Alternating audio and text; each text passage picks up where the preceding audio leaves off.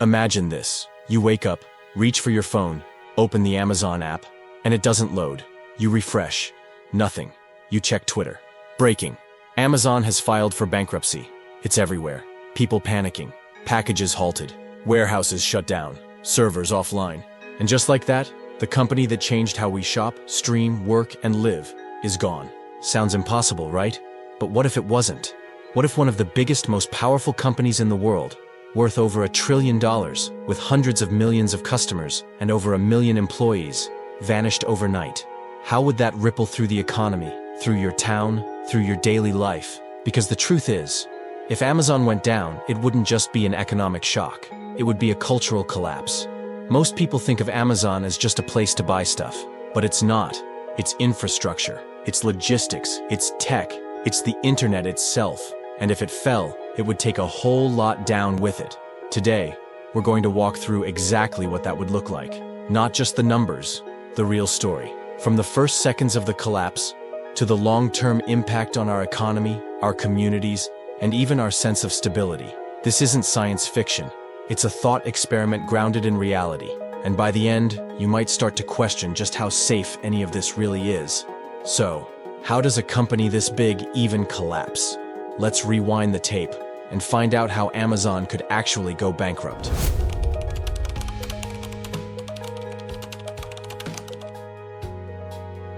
It's hard to picture a company like Amazon going under. They deliver billions of packages a year, rake in hundreds of billions in revenue, and seem to be everywhere, in your browser, in your living room, even in your backyard with their vans and drones. But history has a funny way of humbling giants. Remember Blockbuster, Sears, Kodak? All of them once felt untouchable, until they weren't. So, how could it happen to Amazon? It wouldn't take just one thing. It would be a chain reaction, a perfect storm of pressure points hitting all at once. Start with debt. Amazon has grown fast, but that growth was fueled by massive spending. Billions poured into logistics centers, tech development, acquisitions, and global expansion. All of it riding on the assumption that revenue would keep growing forever. But what if it didn't?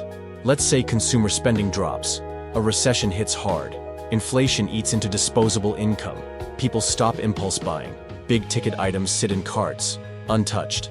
Suddenly, those razor-thin margins start to bleed. At the same time, Amazon's under pressure from all sides. Labor strikes, regulators breathing down their neck, politicians calling for antitrust breakups, environmental groups attacking their carbon footprint, and the media? They're always ready to pounce on the next scandal. Warehouse injuries, AI layoffs, fake reviews, you name it. Now picture a major tech disruption.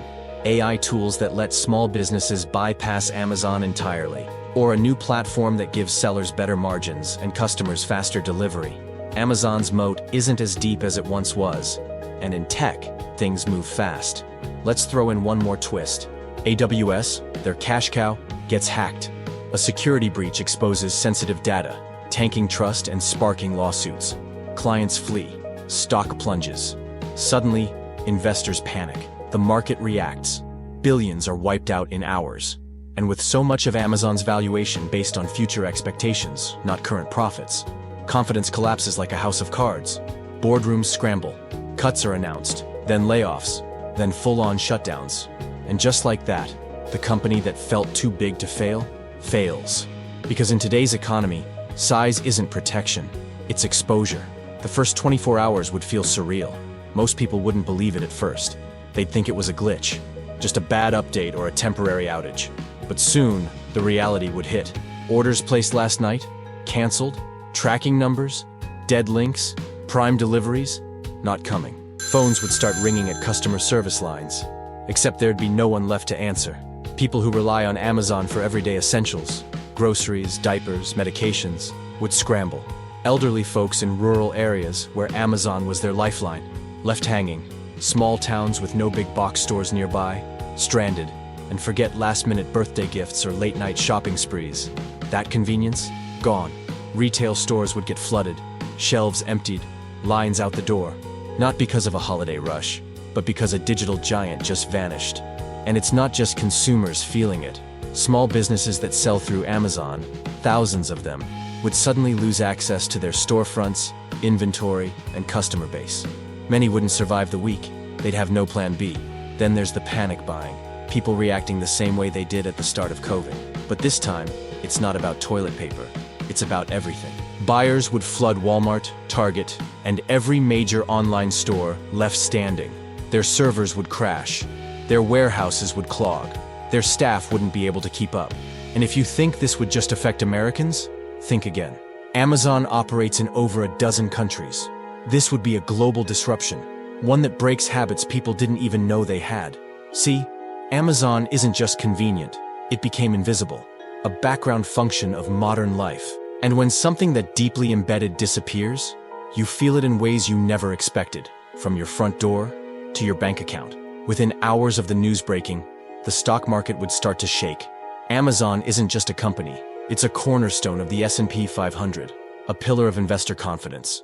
So when it goes down, it drags a whole lot with it. Tech stocks, they'd take the first hit. Apple, Google, Meta, all caught in the fallout. Because if Amazon can fall, none of them feel invincible anymore. Then come the supply chain stocks, shipping companies, third-party logistics, warehousing. Even the cardboard industry gets rattled. And let's not forget the banks. Amazon works with financial institutions all over the world. Loans, credit lines, vendor agreements, all frozen. Billions of dollars suddenly in limbo. Risk managers working overtime, boardrooms in panic mode. Now zoom out. The government's watching this unfold in real time. The Fed, already on the phone. Congress, holding emergency sessions. Because when a company this size crashes, unemployment rises, spending drops, and confidence plummets, fast. Consumer sentiment goes cold. People close their wallets, they cancel vacations, they delay big purchases. Not just because Amazon's gone, but because if it can fail, what's next? And that fear, that's what really crashes an economy. The ripple effect spreads into housing. People lose jobs, they fall behind on rent. Local economies tied to Amazon warehouses, hollowed out. Small towns that once depended on those facilities would face instant recession. And here's the twist most people don't see coming. Amazon's not just a retailer, it's an employer, a logistics hub, a tech innovator, a cloud provider, a media streamer. So when it goes down, you're not just losing a place to shop, you're losing infrastructure. And in a system as interconnected as ours, when one pillar falls, others don't just wobble, they break. Here's what most people don't realize. Amazon isn't just selling you kitchen gadgets and phone chargers. Behind the scenes, it runs the backbone of the internet. AWS, Amazon Web Services, is the quiet giant. It powers websites, apps, video platforms, financial systems, and even parts of the US government. It's not just important, it's critical. So when Amazon goes bankrupt, AWS goes with it. And that's when things get dark. Literally. Your Netflix app? Down. Spotify? Silent. Your banking app? Not loading. Even websites you visit daily? Gone. Because a massive chunk of the internet lives on Amazon servers. And those servers don't run themselves. Within minutes, IT departments across the world would be scrambling. Backups fail. APIs break. E-commerce grinds to a halt. Developers work overnight just trying to keep the lights on. Some companies might shift to Microsoft or Google Cloud, if they're lucky. But the truth is, migrating entire systems overnight is a fantasy. It takes months, even years. And the longer AWS stays offline, the more chaos spreads. Hospitals using cloud-based records? Slowed. Emergency alert systems relying on AWS infrastructure? Compromised. Smart homes? Smart cars? Smart everything? Suddenly not so smart. This isn't just about inconvenience. It's about vulnerability. We've built our digital lives on top of a single company's tech stack. And when that stack crumbles, everything above it starts to collapse. Imagine explaining to your kids why their school portal doesn't work, why the TV doesn't turn on, why you can't pay a bill, schedule a doctor's visit, or even order food online. Now imagine millions of people experiencing that all at once. This is no longer about packages or profits. It's about infrastructure failing in real time. And the scariest part? There's no real plan for this, no safety net, no switch to flip, because no one ever thought Amazon could fall, until it did. Behind every box delivered in 2 days, behind every buy now button, there's a person. And when Amazon goes down, millions of those people feel it first. Over 1.5 million employees, gone. Drivers, warehouse workers, engineers, designers, customer service reps, all waking up to the same nightmare. No paycheck, no health insurance. No idea what comes next. Let's start with the warehouse workers. They don't have remote jobs. They can't pivot to tech. They're loading trucks, sorting packages, pulling 10-hour shifts. Many of them live paycheck to paycheck, and when that check stops, there's no buffer. Now multiply that by hundreds of cities. Small towns where the biggest employer was Amazon, where the warehouse wasn't just a job, it was the economy. You've got single parents suddenly out of work, entire communities thrown into panic, real estate markets frozen, schools worried about funding, local diners losing their lunch crowds overnight. Then there are the drivers, thousands of independent contractors, many who bought vans just to join the Amazon delivery program. Now, they're stuck with monthly payments and no route to run. Even the corporate folks aren't safe. Software engineers in Seattle, product managers in Austin, high-paid talent with stock options that just became worthless. And you can feel it ripple through families. Stress, uncertainty, fear. Kids asking why mom's not going to work, why dad's worried all the time, why the house feels heavy. Because when a company this big collapses, it doesn't just break markets, it breaks routines, it breaks trust, it breaks people. And the hardest part? Most of them won't see it coming. No warning, no plan, just silence. The website goes dark, and their future does too. In every collapse, there's always someone ready to fill the void. Amazon going bankrupt wouldn't just be a tragedy, it would be an opening, a once-in-a-generation shift. And there are companies already lining up for the pieces. Walmart would make its move first. With its massive infrastructure, deep pockets, and growing e-commerce arm, it's the most obvious contender. They've been quietly trying to catch up to Amazon for years. Now, the lane is wide open. Target, Costco, and Best Buy would also rush to claim abandoned market share. They'd roll out new online features, offer faster shipping, and ramp up hiring. Their stock prices would spike as investors look for the next safe bet. But the real battle? It would happen online. Shopify would become the go-to for independent sellers suddenly cut loose from Amazon's marketplace. Entrepreneurs would flood the platform, building their own stores, brands, and customer bases. Etsy, eBay, even Facebook Marketplace, all seeing surges. And new players would rise. Startups offering faster delivery, niche platforms focused on ethics, sustainability, or local goods. People would crave alternatives, and anyone who could deliver them quickly would win big. Even the logistics sector would shift.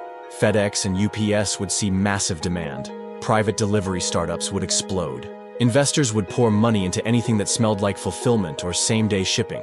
And let's not forget the cloud. With AWS gone, Microsoft Azure and Google Cloud would scramble to absorb the overflow. Contracts would be signed overnight. Teams working 24/7 to onboard new clients. It would be the biggest data migration in history. And behind it all, there'd be opportunists. Private equity firms buying up distressed assets. Venture capitalists funding the next big idea. Tech veterans launching new ventures with the same swagger Amazon once had. Because in business, especially American business, chaos is just another word for opportunity. And while millions would suffer, a few would get very, very rich. At this point, you have to ask yourself the question everyone's been avoiding. Was this preventable? Could Amazon's collapse have been stopped? Or was it always baked into the system? Some would say yes. That smarter regulation, better labor practices, and tighter financial discipline could have kept the ship steady. That breaking the company into smaller pieces might have saved it. That someone should have pulled the brakes before it got too big, too fast. But others would argue the opposite, that the very things that made Amazon so successful were the seeds of its downfall. The obsession with speed, the constant drive to grow, to scale, to dominate. The culture of more, faster, cheaper, no matter the cost. In the end, maybe it wasn't a flaw. Maybe it was the design. We built an economy where companies are expected to grow endlessly, where being second place isn't good enough, where efficiency is everything, even if it means burning people out, pushing systems to the limit, and taking on massive risk. And Amazon played that game better than anyone. But here's the problem with chasing infinite growth in a finite world. Eventually, something breaks. Maybe it's the workers, maybe it's the trust, maybe it's the numbers, or maybe it's the illusion itself, the belief that one company can be your store, your cloud, your video service, your AI assistant, and your delivery guy, all at once. At some point, the weight becomes too much, and when it collapses, it doesn't just take down a brand, it takes down the myth. And maybe that's the scariest part. Not that Amazon failed, But that deep down, we always knew it could. Eventually, the dust settles. Weeks go by. The shock wears off. People adapt, because that's what we do. But the world, it doesn't go back to how it was. It can't. Without Amazon, shopping habits change. Fast delivery becomes a luxury again. People start buying local, waiting a little longer, comparing prices more carefully. Small businesses, once crushed by the algorithm, get a second chance. Neighborhood stores see new life. Independent sellers build their own brands, on their own terms. The internet evolves too. Tech companies race to rebuild what AWS once supported. New systems emerge, more decentralized, maybe even more secure. It's messier, but it's also more human. The job market shifts. Some workers reinvent themselves, others never recover. And some towns that once revolved around Amazon are forced to ask hard questions. What's our identity without it? In the media, the story of Amazon's fall becomes a modern parable, a cautionary tale about size, speed, and blind trust. And the public? They become a little more skeptical, a little less eager to hand everything over to one company. The idea of convenience at all costs doesn't hit the same, but maybe, just maybe, there's something good in that. Because after living in Amazon's shadow for so long, people start to imagine a different way, a world with more competition, more options, more balance. It's not perfect, it's slower, it's smaller, but it's also more resilient.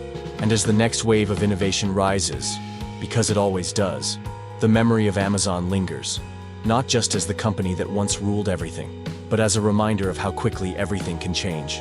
If this made you stop and think, even for a second, then you're exactly the kind of person we're making this for. Because every week, we break down the what-ifs that most people never even consider. The big questions, the uncomfortable ones, the kind that make you look at the world just a little differently. So, if you haven't already, hit that like button. Share this with someone who still has a dozen Amazon packages on the way. And drop a comment below. What do you think would really happen if Amazon vanished overnight?